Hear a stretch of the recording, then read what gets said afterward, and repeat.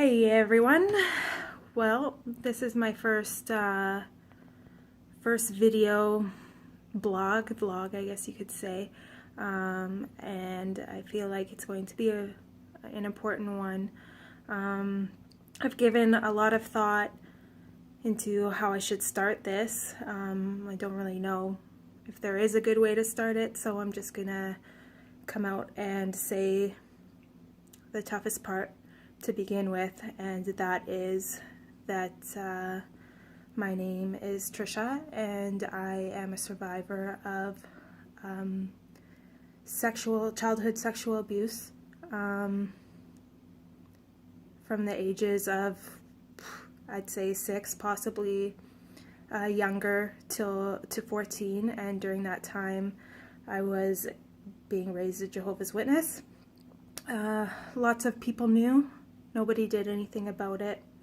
I'm going to share my story with you in the hopes that it will help others come forward. There's kind of a movement coming forward right now as a result of the Royal Australian Commission, the first part of which ended last year, really found the Jehovah's Witness organization to be culpable and enabling predators within their midst. In Australia alone, there was 1,000 cases documented. Not a single one was ever reported to the police.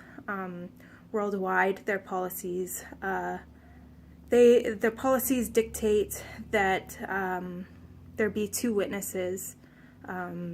So if a child or a grown woman of a sexual assault of any kind came forward, they would need to have 2 witnesses to be taken seriously. And I've seen videos before. I won't go too much into it, but it's clear that sexual offenders don't commit their offenses in the presence of an audience, so there's a big problem right there.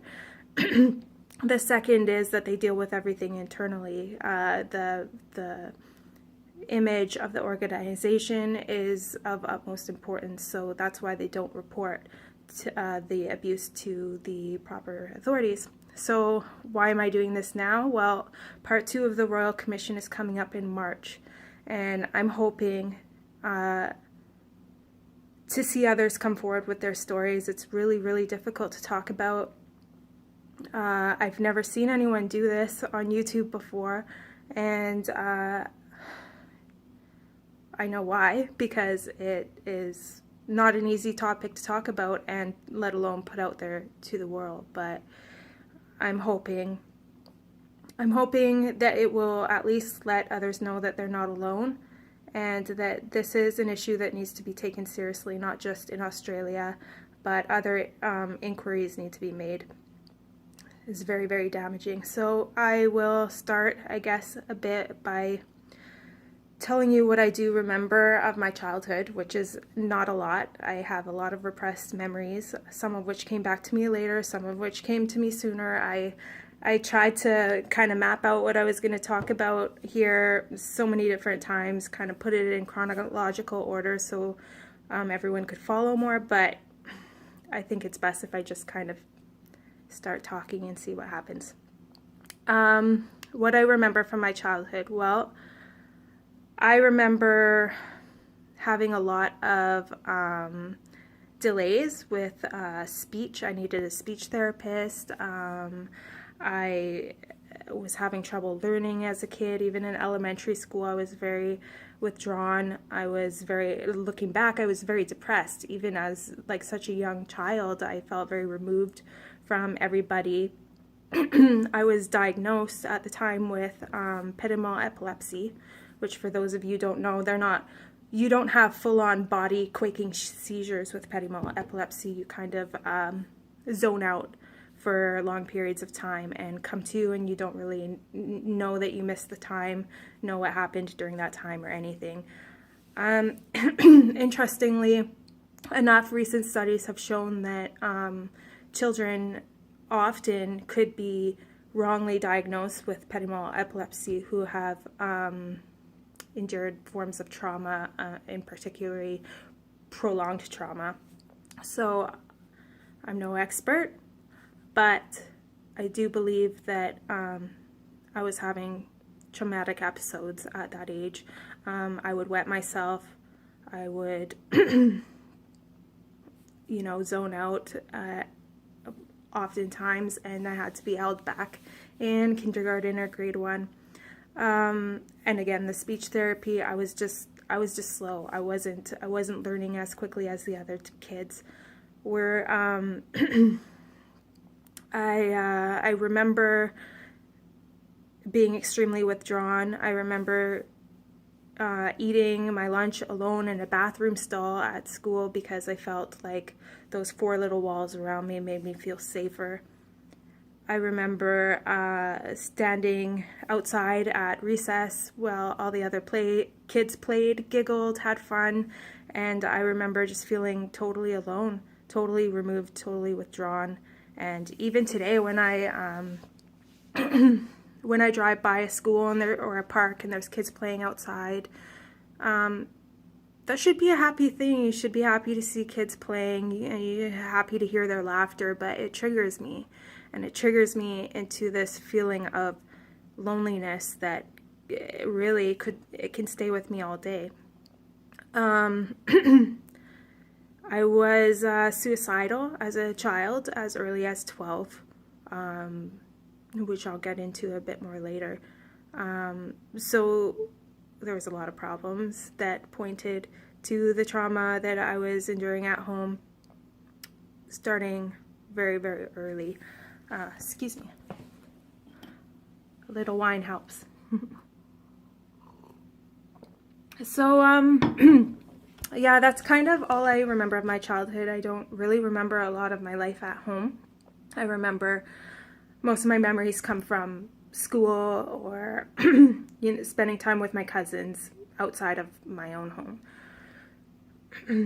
My earliest memory of the abuse was when I was probably 6 or 7.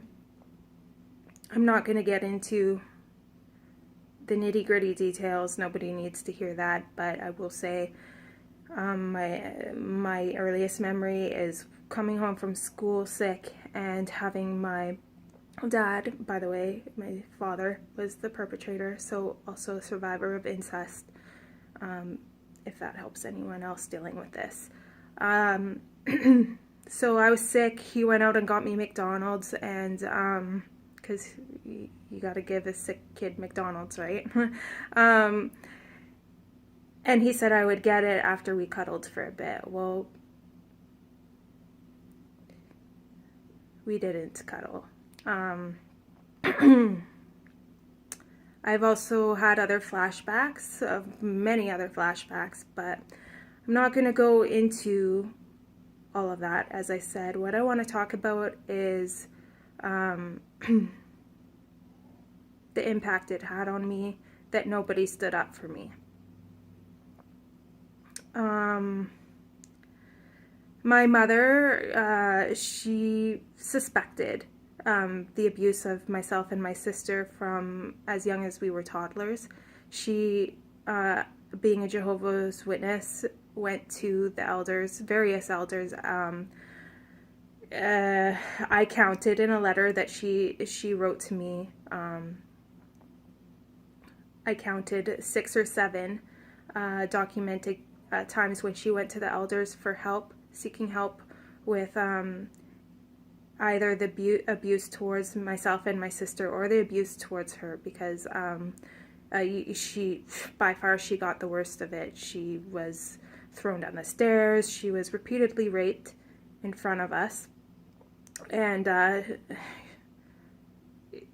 being a witness, you're not encouraged to go to the police about that. You're not encouraged to take your brother to court, so to speak. And also, being a JW wife, you're to be submissive to the man. The man is the head of the household. So she goes to the elders for help, and I know she mentioned the earliest time she went when we were babies, really. They told her not to make mountains out of molehills, and yeah, just to, they weren't worried about it, and she shouldn't be either, based on the flags that she was seeing. Later on, as time went on, they threatened her with being disfellowshipped if she took action against him. They told her things like, maybe if you were being a better, more submissive wife and giving him what he wanted more, aka sex, that he wouldn't turn to anyone else, aka his own daughters, for what he needed. And they sent her home. And there were several other times she went to the elders, and basically they did nothing. They did sit down and question us kids one time. I don't remember this, but my mom wrote it in her letter and basically asked us, are we afraid of our father? We said yes, and nothing came of it. So the abuse continued. I want to talk about when I personally went to the elders for help. I was 12 or 13, I believe, and I had just had my appendix removed, so major surgery, come home from that, and my father was upset that I left the hospital before one of his witness friends could show up to visit me, and he beat me. He tore my stitches out, and when this elder came over to our house to visit, this brother, I thought that was a family friend, I told him everything. I told him that what my father had just done to me, and I told him about the sexual abuse. And his response was that I don't have any proof, and that's the two witnesses that I referred to in the beginning. I don't have any proof, that I need to respect my parents and not to talk about this to anybody else, ever. So I didn't. I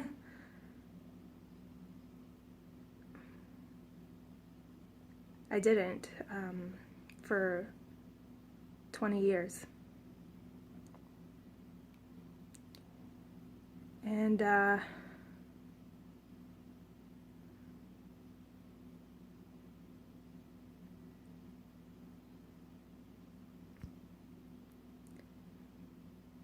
yeah.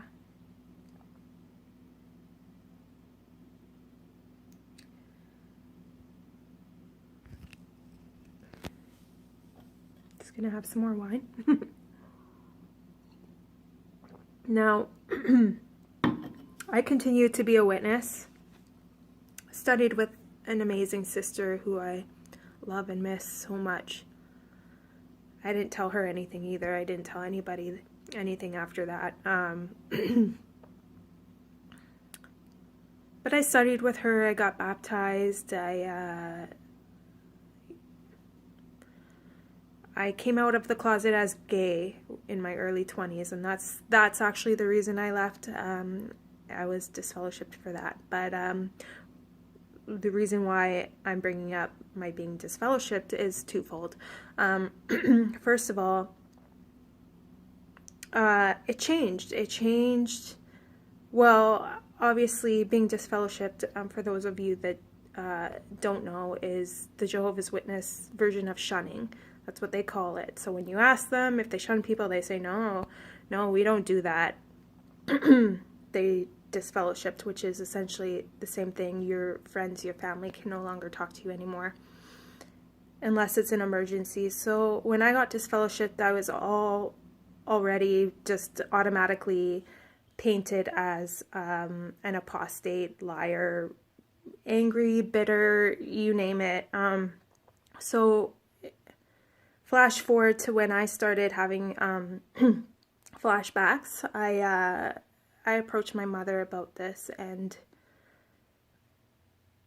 she's now in such deep-seated denial, even though in the past she's acknowledged everything. She's detailed how many times she went to the elders. But because of this Australian Royal Commission, the governing body of Jehovah's Witnesses has really, really cracked down on, painting these stories out to be apostate lies, and having the rank and file members just close their ears and not do any research into it. Actually, most of them don't even know the Australian Royal Commission has happened or is going to have part 2 in March. Most of them don't even know because they're so kept in the dark about their own policies. And the second reason why I bring up my being disfellowshipped is because after I left the truth, I decided to do something with my experiences, and I went to university, which is also not really encouraged. I went to university, I studied law and psychology, and eventually got a degree in criminology. So I actually understand victimization. I understand the psychology of victims. I also understand the psychology of criminals, offenders, and I even work with some sex offenders. So I'm not totally in the dark in this area. I have educated myself, and I'm really proud of what I've done with my life to move on and get a grip on things. I have been diagnosed with PTSD, complex PTSD, as a result of not only the childhood abuse, but also the disfellowshipping, the shunning, the cruel guilt trips that I received afterwards, and my mother just being in complete denial about everything that happened to me when I was younger. She just says, "You hate my religion." No, I don't. I don't hate Jehovah's Witnesses. I do think that the policies need to be changed, because I actually hold the organization just as accountable as my father, because so many people knew. So many people knew. Like, I'm not even talking just elders. Even though if you want to count the elders, according to my mom's letter, I would say at least a dozen elders knew. But also some family friends knew, and nobody stepped forward. A lot of Jehovah's Witnesses will say, well, it's the parents' duty to go to the police if they want to, or it's the victim's duty to go to the police if they want to. What if the parents are the abusers? What if my mom, who was also a victim, was being threatened with being disfellowshipped like she was? What if the children are minors? If you learn of something like that happening, you need to take action, like right away. You don't wait around. You don't call Bethel headquarters. You don't see what the laws are, and if you have to do it, then, well, I guess you will. No, you call the police, and they conduct an investigation. But that's all been, covered a lot. I'm going to put some links in here to John Cedars and Susan Gaskin's videos. They're great. They have some great videos on this topic of child abuse in the organization. So I guess I just want to talk a little bit about PTSD and how this is impacting my life now, even today. I had tried to discuss all these things with my mother probably about 6 months ago, which is when she told me that I hate her religion, and these things didn't happen. It's all in my head. She would never have said the things that she said to me before. Well, I have it in writing. I showed it to her, and I thought I was going crazy. I had a nervous breakdown. I became suicidal again for the second time in my life, and sought help. That's when I was diagnosed with post-traumatic stress disorder. I met 100% of the criteria. It impacts me in big ways. I have flashbacks. I have major distrust issues, disassociation when I'm going through anything emotional. You name it. You can look up the checklist. 100%. And the psychiatrist who diagnosed me, this is what I want to share with you. The psychiatrist that diagnosed me said that he has had 4 to 5 clients come to him in the last month alone who were Jehovah's Witnesses and victims of sexual assault or sexual abuse as Jehovah's Witnesses. And he's diagnosed 4 or 5 of them in the last month with PTSD as a result of these policies. Not necessarily the abuse of it itself, but how it's been handled, how people have reacted to them, how they've been essentially kicked out for speaking out about it, etc., etc., etc. What I found amazing about that is this is one doctor in one city in the whole world. And in 4 weeks, he's had 4 to 5 people in the same position as me. That's incredible. That is mind-blowing. And this is a huge problem that's bigger than that of the Catholic Church scandal that needs to be heard. And that's why I'm doing this video. Probably missed a lot of what I wanted to say because I had like 10 pages of notes and I was going to go into a lot more details, but I don't think that's entirely necessary. I just want other victims to know that they're not alone and you have a voice. Now's the time to use it because this issue is not going to go away, but we can get these policies changed even quicker if we come forward. So I'm hoping this video helps somebody out there. And I'm going to make some more. I'm going to do another one with my friend Susan Gaskins. Check out her channel about coming out gay as a Jehovah's Witness. And you may be seeing my face around here a little more and hopefully a little happier because this was a heavy topic to talk about. But I hope that you appreciated what I had to say today, and thank you for listening. Bye.